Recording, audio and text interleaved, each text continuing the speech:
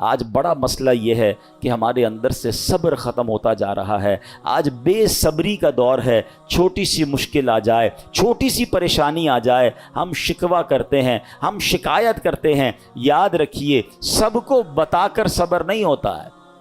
بعض اوقات ہمارے ساتھ کوئی پرابلم ہو, پورے محلے کو بتایا, ارے بھائی بڑا مسئلہ ہے, کاروبار ڈاؤن ہو گیا ہے, طبیعت بالکل ٹھیک نہیں ہے, فلاں نقصان ہو گیا ہے, سب کو بتا کر آخر میں کہتے ہیں جناب میں تو صبر ہی کر رہا ہوں. یہ صبر نہیں ہے. صبر پتہ ہے کس کو کہتے ہیں؟ میں جانوں میرا رب جانے. ہاں, کسی کو پتہ نہ چلے. ہم ایک جملہ بڑا شوق سے کہہ رہے ہوتے ہیں, کافی لوگوں کے منہ پر یہ جملہ ایک محاورے کے طور پر آ گیا ہے کہ اللہ پاک آپ کو صبر جمیل عطا فرمائے, صبر جمیل پر اجر عظیم عطا فرمائے. ان کو کبھی روک کے پوچھیں حضرت صبر جمیل کہتے کس کو ہیں؟ تو ہمیں شاید یہ نہیں پتا ہے. ہم شاید کسی جمیل بھائی کا صبر سمجھ رہے ہیں. یہ جمیل بھائی کا صبر نہیں ہے. صبر جمیل کی ڈیفینیشن لکھی ہے کتابوں میں. صبر جمیل یہ ہے کہ دو بندے ہوں, ایک پریشان ہے اور ایک بالکل خوشحال ہے. آپ کو دونوں کو دیکھ کر پتہ نہ چلے کہ پریشان کون ہے. میرا چہرہ بھی نہ بتائے. اچھا ہم زبان سے نہیں بتاتے, چہرے سے پتہ چل جاتا ہے, بھائی خیر تو ہے آج آپ کی طبیعت, آپ کا منہ اترا ہوا ہے, تو ہاں بس یار وہ فلاں مسئلہ ہو گیا فلاں. نہیں, کسی کو پتہ ہی نہ چلے. صبر یہ جو جس صبر کو سبحان اللہ جس کی برکتیں ہیں نا, پھر دیکھیں غیب سے کیسے مدد آتی ہے. وہ نعت کا شعر سنا ہوگا نا, کسی کا احسان کیوں اٹھائیں, کسی کو حالات کیوں بتائیں, تمہیں سے مانگیں گے تم ہی دو گے, تمہارے در سے ہی لو لگی. ہم اچھا مجھے ایک بات بتائیں, میں اپنی بیماری کسی کو بتا دوں, کیا وہ علاج کر دے گا؟ میرا نقصان ہو گیا کاروبار میں, اس کو بتاؤں گا کیا پیسے دے دے گا؟ ملنا کچھ نہیں ہے, صبر کا ثواب جا رہا ہے. تو اللہ کرے کہ یہ بات سمجھ آ جائے کہ ہم پراپر صبر کرنے والے بنے. ہے بات بڑی گہری, لیکن عقل مند لوگ پک کر لیں گے. حضرت رابعہ بصریہ رضی اللہ تعالیٰ عنہ نے, بڑی ولیہ تھیں, بڑی کمال کی خاتون تھیں. ان کے قریب سے ایک شخص گزرا, اس کے سر پر پٹی بندھی ہوئی تھی. تو حضرت رابعہ بصریہ نے پوچھا کیوں پٹی باندھی ہے؟ کہتے ہیں سر میں درد ہے, بیمار ہوں اس لیے پٹی باندھی ہے. آپ نے پتہ کیا کہا؟ کیا کبھی صحت کی پٹی بھی باندھی تھی؟ اب یہ بات بڑی گہری ہے. یعنی ان کا کہنا یہ تھا کہ رب نے تمہیں اتنے دن تک صحت مند رکھا, کسی کو نہیں بتایا. آج تھوڑے دن کے لیے بیماری ہوئی تو پٹی باندھ کے سب کو بتا رہے ہو کہ اللہ نے بیمار کیا ہے. یہ بات سمجھنی ہے کہ ہماری پرابلم ہماری ہے. میرا رب, اگر رب راضی ہے میری پرابلم پر تو میں بھی راضی ہوں نا. کیونکہ آپ حدیثیں تو پڑھیں کہ نبی پاک علیہ الصلوۃ والسلام کی حدیث پاک ہے جس کا مضمون ہے کہ اللہ پاک جس بندے سے محبت کا ارادہ فرماتا ہے اس پر آزمائشوں کی بارش بھیج دیتا ہے. اب بڑی اہم بات ہے کہ محبت بھی ہو رہی ہے اور آزمائشیں بھی آ رہی ہیں. حدیث کا اگلا حصہ اس کو کلیریفائی کرتا ہے کہ حدیث پاک کا مضمون ہے کہ رب کی رضا یہ ہے کہ میرے بندے سے دنیا میں جو خطائیں ہو گئی ہیں میں آزمائشیں بھیجوں, یہ صبر کرے, اس کے گناہ معاف ہو جائیں, اب میرے پاس آئے تو گناہوں سے پاک ہو کر آئے, میں اسے اپنی جنت میں داخل کر دوں.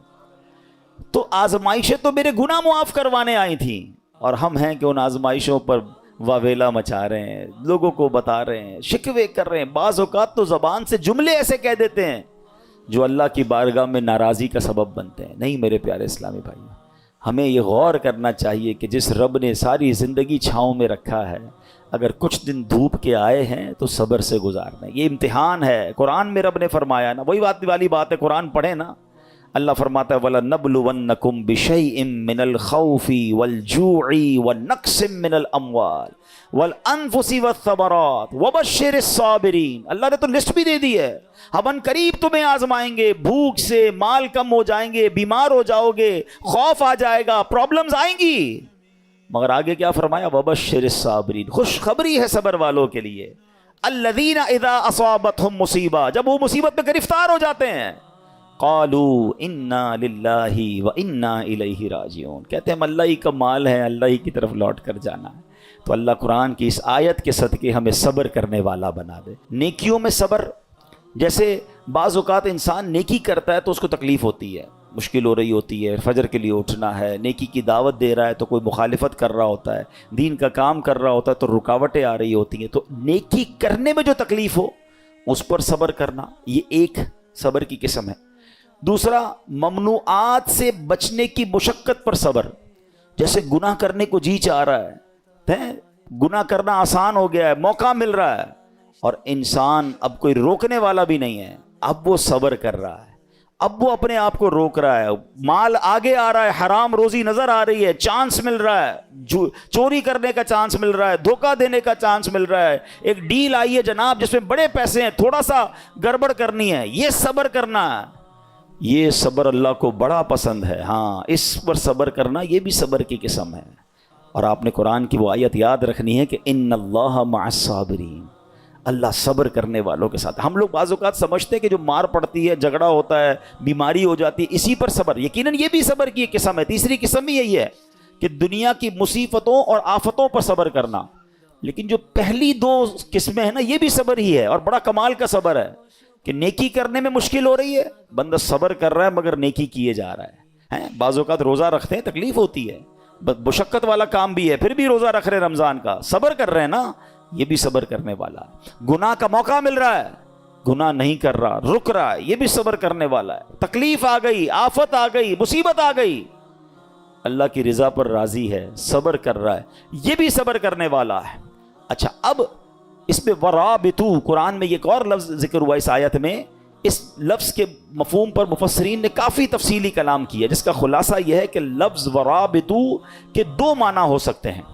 سرحد پر اپنے جسموں اور گھوڑوں کو کفار سے جہاد کے لیے تیار رکھو، نمبر دو، اللہ تعالیٰ کی اطاعت پر کمر بستہ رہو۔ تو جو لوگ سرحدوں کی، اسلامی سرحدوں کی حفاظت کرتے ہیں، اپنی جان جوکھوں میں ڈالتے ہیں، شہید ہو جاتے ہیں، اپنا سب کچھ لٹا دیتے ہیں، ان کے بڑے مرتبے قرآن میں بیان ہوئے، اور اس کی تو بڑی فضیلتیں ہیں۔ سبحان اللہ، یاد رکھیے کہ اسلامی ملک کی بقا، مسلمانوں کی حفاظت، دین کی سربلندی، اسلام کی قوت کا اظہار، لوگوں کے حقوق کا تحفظ، پیغام الہی کے لیے تبلیغ، کفر کی راہ میں رکاوٹ اور اس کی روک تھام میں اسلامی ملک کی سرحدوں کی حفاظت کا بہت عمل دخل ہے۔ حضرت سہل بن سعد ساعدی رضی اللہ تعالیٰ عنہ فرماتے ہیں کہ سرکار دو عالم علیہ الصلوۃ والسلام نے ارشاد فرمایا، راہ خدا میں ایک دن سرحد کی نگہبانی کرنا دنیا و ما فیہا سے بہتر ہے۔ یعنی دنیا اور اس کے اندر جو کچھ ہے وہ سب سے بہتر یہ ہے کہ اللہ کی راہ میں اسلامی سرحدوں کی حفاظت کی جائے۔ تو اخلاص کے ساتھ جو یہ کام کرتے ہیں ان کے بڑے مرتبے ہوتے ہیں۔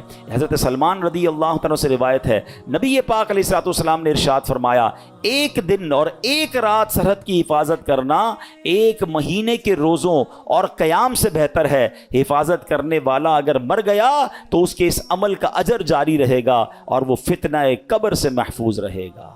تو یہ نصیب والوں کا حصہ ہوتا ہے۔ ٹھیک ہے، اب ہم نے دو باتیں اس آیت سے سیکھی کہ ایک صبر کرنا ہے، مصیبت آئے تو صبر کرنا ہے، نیکیاں مشکل لگ رہی ہیں پھر بھی نیکیاں کرنی ہے، فرض پورا کرنا ہے، صبر کرنا ہے، اور اسی طرح گناہ کرنے کا موقع مل رہا ہے، چانس مل رہا ہے، بڑھ کر گناہ آ رہا ہے، اپنے آپ کو روکنا ہے، صبر کرنا ہے، یہ سب صبر میں شامل ہے۔ اور پھر ہم نے اسلامی سرحدوں کی حفاظت کے بارے میں سنا۔ اسی طرح میرے پیارے اسلامی بھائیوں، نبی پاک نے ایک بار صحابہ کرام سے فرمایا، تمہیں ایسی چیز نہ بتا دوں جس کے سبب اللہ تعالیٰ خطائیں مٹا دے اور درجات بلند کرے؟ عرض کی حضور ضرور بتائیے۔ ارشاد فرمایا، جس وقت وضو ناگوار ہوتا ہے اس وقت وضو کامل کرنا، اور مسجدوں کی طرف قدموں کی کثرت، اور ایک نماز کے بعد دوسری نماز کا انتظار، اس کا ثواب ایسا ہے جیسا کفار کی سرحد پر حمایت بلاد اسلام کے لیے گھوڑا باندھنے کا ہے۔ یعنی کچھ لوگوں کو تو جہاد کا موقع ملتا ہے، اللہ ان کو سلامتی عطا فرمائے، مگر عام مسلمان جیسے ابھی کوئی اگر اسلامی سرحدوں پر ہمارے ملک میں کوئی ایسا معاملہ نہیں اور ہم نہیں جا پا رہے، تو یہ کتنی پیاری حدیث ہے کہ ایک نماز سے دوسری نماز کا انتظار کرنا، جب وضو مشکل ہو اس وقت وضو کرنا، سردیوں میں بعض اوقات وضو مشکل ہو جاتا ہے، مسجدوں کی طرف قدم رکھ چلنا، تو آقا فرماتے ہیں اس کا ثواب ایسا ہے کہ کفار کی سرحد پر حمایت بلاد اسلام کے لیے گھوڑا باندھنے کا۔ تو اے میرے پیارے اسلامی بھائیوں، قرآن پاک کی آیتوں میں ہم سب کے لیے بہت سارے میسج ہیں۔ ایک بڑی کمال کی آیت ہے، اور اس آیت نے ہزاروں، میں کہوں کہ بہت سارے لوگوں کی زندگی میں زبردست انقلاب برپا کر دیا، صرف ایک آیت ہے۔ آیت کیا ہے؟ الم یأن للذین آمنوا ان تخشع قلوبہم لذکر اللہ، 27واں پارہ ہے، سورہ حدید ہے، آیت نمبر 16 ہے۔ اس ایک آیت میں اتنا گہرا میسج ہے۔ اس کی میننگ کیا ہے؟ معنی یہ ہے، کیا وقت نہیں آیا ان لوگوں کے لیے جو ایمان لائے کہ جھک جائیں ان کے دل اللہ کی یاد کے لیے؟ یعنی جھنجھوڑا گیا ہے، بھی وقت نہیں آیا کہ توبہ کرو اور اللہ کی طرف جھک جاؤ.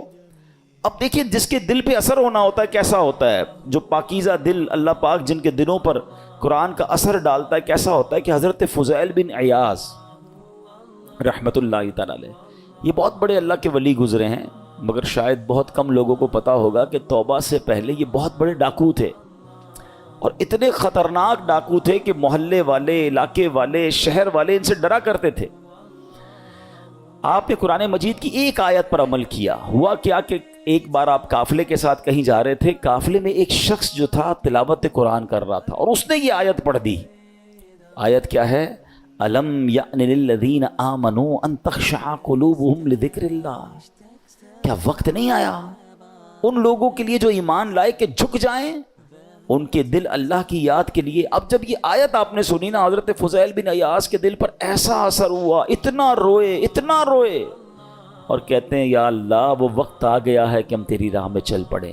آپ رحمت اللہ تعالی علیہ زاروں کے تار رونے لگے, اس کے تقاضے پورے کیے, لوگوں کا لوٹا مال واپس کیا, اور اپنے سارے جو ڈاکوؤں کا گروپ تھا کہہ دیا کہ میں نے توبہ کر لی ہے, اب میں اللہ کی نافرمانی نہیں کروں گا. ڈاکوؤں کے قافلے والوں نے کہا کہ سردار اب ڈکیتی میں بھی ہمارے سردار تھے, اب توبہ کر لی تو اس میں بھی آپ ہمارے سردار ہیں. پورے قافلے نے توبہ کی, اللہ کی یاد میں لگ گئے, علم دین سیکھا, عبادت و ریاضت میں مصروف ہوئے. اللہ اکبر. پھر اللہ نے آپ کو ولایت کا ایسا مقام عطا کیا کہ ایک مرتبہ منا میں ایک پہاڑ پر موجود تھے.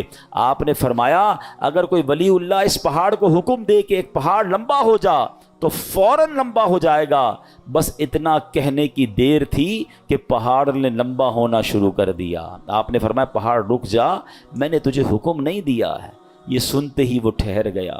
تو اللہ والے جو ہوتے ہیں, اب یہاں جو اصل ہمیں بات سیکھنی ہے کہ توبہ کرنے سے اللہ کیسا مرتبہ عطا فرماتا ہے. ڈاکو ہو اللہ اسے اپنا ولی بنا لیتا ہے. بس سچے دل سے توبہ کرنا ہے اور قرآن کے نور کو دل میں داخل کرنا ہے. ایسی بہت ساری قرآن میں آیتیں ہیں, اگر بندہ دل سے پڑھے تو وہ ڈائریکٹ دل پر اثر کرتی ہیں, امپیکٹ کریٹ کرتی ہیں. آپ قرآن کا امپیکٹ دیکھیں نا, کبھی کبھی ایسا ہوتا ہے کہ بہت اچھا قاری تلاوت کرنے والا ہو یا امام صاحب بڑی اچھی تلاوت کر رہے ہوں, ہمیں سمجھ نہیں آتا مگر آنکھوں سے آنسو جاری ہو جاتے ہیں, دل پر ایک کیفیت طاری ہو جاتی ہے. کیسے؟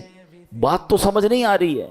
یہ وہ قرآن کا نور ہے, یہ وہ قرآن کی برکت ہے جو آپ اپنے دل میں محسوس کرتے ہیں. اللہ کرے کہ میں اور آپ سمجھ کر قرآن پڑھنے والے بنیں اور قرآن کی برکتیں حاصل کریں. صحابہ کرام کس طرح عمل کرتے تھے؟ قرآن کی آیت پڑھتے تھے اور نیکی پر عمل کر لیتے تھے. بخاری شریف کی ایک حدیث ہے, حضرت ابو طلحہ انصاری رضی اللہ تعالیٰ عنہ بڑے مالدار صحابی تھے. انہیں اپنے مال میں بے روحا, یہ بڑا پیارا ایک آپ کا کنواں تھا, باغ بھی تھا, وہ باغ بڑا پسند تھا آپ کو. تو بے روحا نامی باغ انہیں بڑا پسند تھا. تو قرآن کی آیت نازل ہوئی, لن تنالوا البر حتى تنفقوا مما تحبون. یہ چوتھے پارے کی پہلی آیت ہے. اب دیکھیں اس ایک آیت میں میسج کتنا ہے. 6600 سے زیادہ آیتوں میں کیا کیا خزانے ہوں گے. میں نے آپ کو ابھی ایک آیت سنائی جس نے حضرت فضیل بن عیاض کو بدل دیا. ابھی ایک آیت سنائیے, چوتھے پارے کی پہلی آیت. ترجمہ کیا ہے اس کا؟ تم ہرگز بھلائی کو نہیں پا سکو گے جب تک راہ خدا میں اپنی پیاری چیز خرچ نہ کرو. کیا شاندار میسج ہے. اگر بھلائی چاہیے تو اللہ کی راہ میں بیسٹ خرچ کرنا ہے, گھٹیا نہیں. اچھا انہوں نے پڑھی یہ آیت, ابھی نازل ہوئی, ابھی پڑھی, فوراً نبی پاک کی بارگاہ میں حاضر ہوئے, کہتے حضور بے روحا جو ہے نا باغ مجھے بڑا پسند ہے. اللہ نے فرمایا ہے بھلائی جب ملے گی جب بہترین چیز خرچ کرو گے. حضور میں اپنا یہ پورا باغ ہی راہ خدا میں خرچ کرتا ہوں, صدقہ کرتا ہوں. ادھر آیت پڑھی, ادھر عمل شروع. ہم نہ جانے کتنے بیان سنتے ہیں, کتنی آیتیں پڑھتے ہیں, کتنا قرآن پڑھتے ہیں, عمل کدھر ہے؟ تو یہ وہ لوگ تھے جو قرآن پڑھتے تھے اور فوراً اس پر عمل کرنا شروع کرتے تھے. اور پھر اللہ نے ان کو کیسا مرتبہ عطا فرمایا. اے میرے پیارے اسلامی بھائیوں, قرآن سے محبت کیجیے, قرآن سے دوستی کیجیے. حدیث پاک میں آتا ہے جس کا مضمون ہے وہ دل ویران ہے جس میں کچھ قرآن نہیں ہے. ہم چیک کریں ہمارے سینوں میں کتنا قرآن ہے. میں آج آپ کو ایک ایسی روایت سنانے جا رہا ہوں کہ جب بھی پڑھتے ہیں نا یا اس کو سنتے ہیں, کہتے ہیں نا وہ رونگٹے کھڑے ہو جاتے ہیں. یہ تورات شریف میں روایت ہے کہ اللہ پاک ارشاد فرماتا ہے, اے میرے بندے کیا تجھے مجھ سے حیا نہیں آتی کہ تو راستے میں چل رہا ہوتا ہے, تیرے پاس اپنے کسی بھائی کا خط آتا ہے تو تو راستے سے ہٹ جاتا ہے, بیٹھ کر اس کے ایک ایک حرف کو غور سے پڑھتا, یہاں تک کہ اس کا کوئی لفظ نہیں چھوڑتا, جبکہ میری کتاب میں نے تیری طرف نازل کی, دیکھ اس میں تیرے لیے کتنی تفصیل ہے, میں نے کتنی بار تجھے سمجھایا تاکہ تو اس پہ غور کرے, پھر بھی تو اس سے منہ پھیرتا ہے. کیا میرا مرتبہ تیرے نزدیک تیرے بھائیوں سے بھی کم ہے؟ اب آج کے دور میں ذرا سمجھیے گا, ہم کہیں جا, بلکہ نماز پڑھ رہے ہو, ابھی مسجد میں ہمارے موبائل پر میسج آیا, میسج آنے کی ٹیون آئے, بیل بجے, واٹس ایپ آیا ہے, پتہ چل گیا ہے, اب دل میں خیال آنا شروع ہوگا, پتہ نہیں کس کا ہوگا, کیا لکھا ہوگا, کیا پیغام ہوگا, جلدی سے موبائل نکالو چیک کرو مس نہ ہو جائے. کال آئی ہے فوراً دیکھیں گے کس کی آئی ہے, غور کیجئے. اللہ فرما رہا ہے کتنی حقیقت بات ہے کہ ہم مسجد میں, نماز میں, سفر میں, ٹریول میں میسج آئے چھوڑتے نہیں. یہی تو بات تورات میں فرمائی نا کہ تیرے بھائی کا تیرے پاس خط آیا, پیغام آیا, تو اس راستے سے رک جاتا ہے, ایک ایک حرف بغور پڑتا ہے. اور میں نے جو تجھ پر کتاب نازل کی تیرے پاس اس کے لیے ٹائم نہیں ہے. کتنی ہدایت کی باتیں ہیں, کتنا تجھے اس میں سمجھایا ہے, کتنا تجھے بتایا ہے. پھر اگلا جملہ جو آخری جملہ ہے نا وہ ہلا دیتا ہے کہ رب فرماتا ہے کہ میرا مرتبہ تیرے نزدیک تیرے بھائیوں سے بھی کم ہے, ہماری فیملی سے بھی کم. ہمارے پاس اللہ کا مرتبہ ہو گیا معاذ اللہ. فیملی کا میسج مس نہیں کرتے, باس کا میسج مس نہیں کرتے, دوستوں کا میسج مس نہیں کرتے, رات کو آدھی رات کو اٹھ کر بھی موبائل چیک کرتے ہیں. قرآن بھی تو میسج ہے نا, اور اللہ کا میسج ہے, راہ نجات ہے, راہ ہدایت ہے, کتنے خزانے ہیں ہمارے لیے. اچھا میں اور آپ واٹس ایپ پڑھیں, ہر واٹس ایپ پڑھنے کا تو ثواب نہیں نا, قرآن جتنا پڑھے ثواب ہے, ہر لفظ پر ثواب ہے.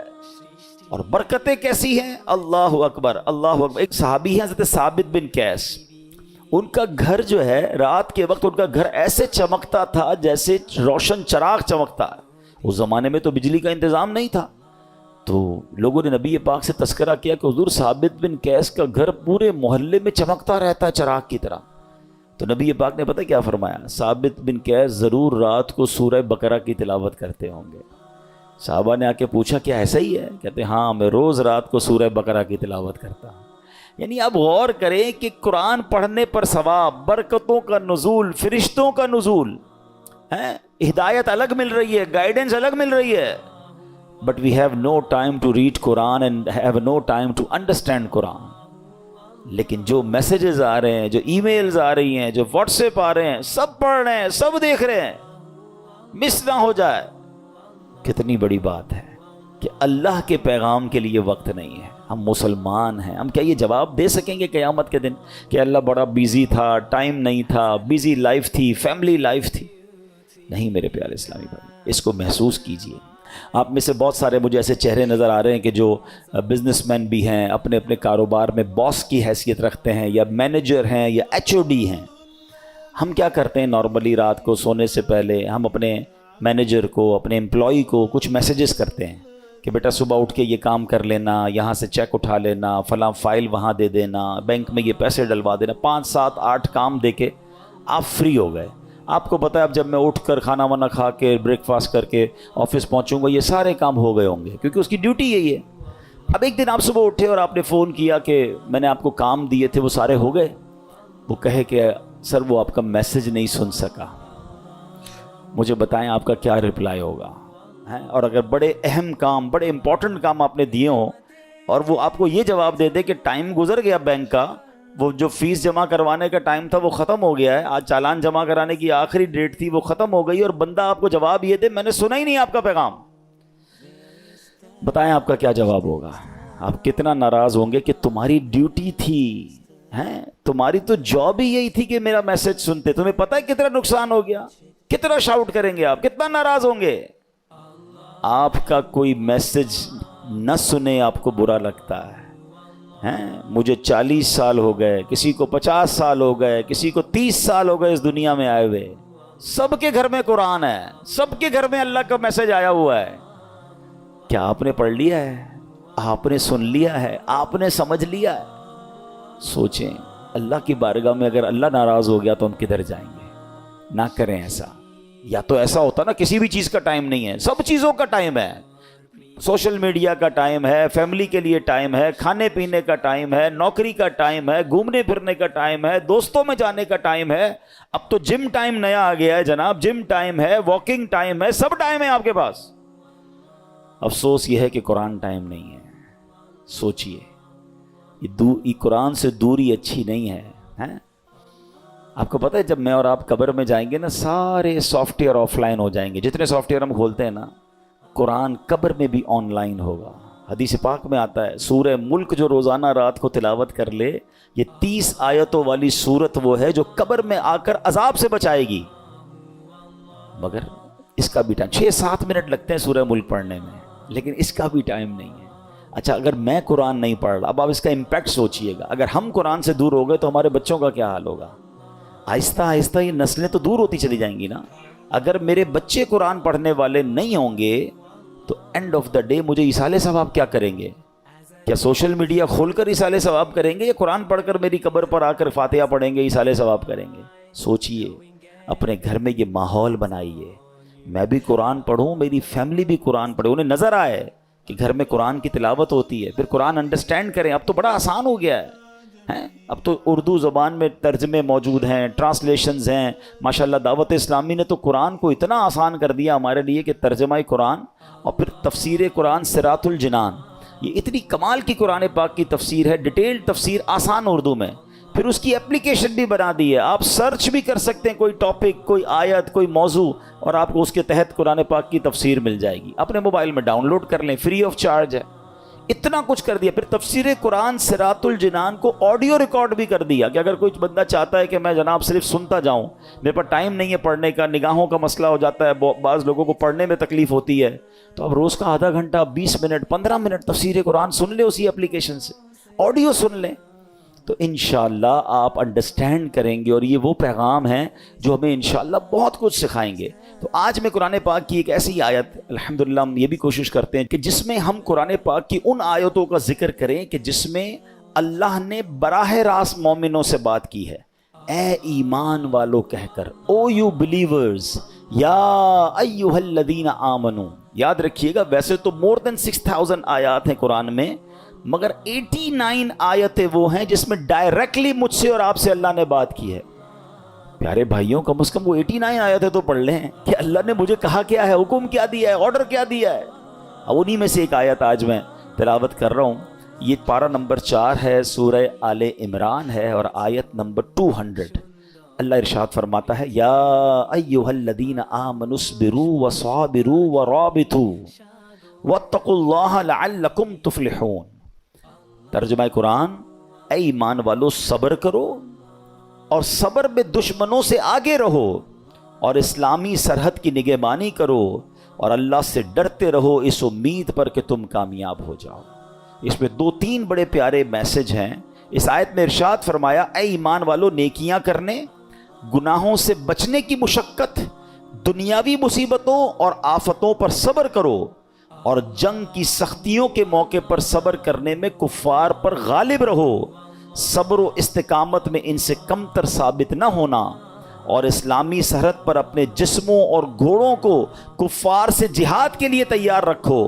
اللہ تعالیٰ کی اطاعت پر کمر بستہ رہو, اور تمام احوال میں اللہ تعالیٰ سے ڈرتے رہو, اور اس امید پر کہ تم جہنم سے نجات پا کر جنت حاصل کرنے میں کامیاب ہو جاؤ. اب یہاں میرے پیارے اسلام کچھ الفاظ کے ذرا تفصیل سے معنی. صبر اور مصابرہ کا معنی. صبر کا معنی ہے نفس کو اس چیز سے روکنا جو شریعت اور عقل کے تقاضوں کے مطابق نہ ہو, اور مصابرہ کا معنی ہے دوسروں کی ایذا رسانیوں پر, کوئی تکلیف پہنچائے تو اس پر صبر کرنا. صبر کا اجر اتنا بڑا ہے, اتنا بڑا ہے. یہ مصیبتیں, پریشانیاں گناہوں کو معاف کروانے, درجات کو بلند کرنے آتی ہیں. اللہ صبر کی دولت نصیب فرمائے. آمین بجاہ النبی الامین صلی اللہ علیہ وسلم.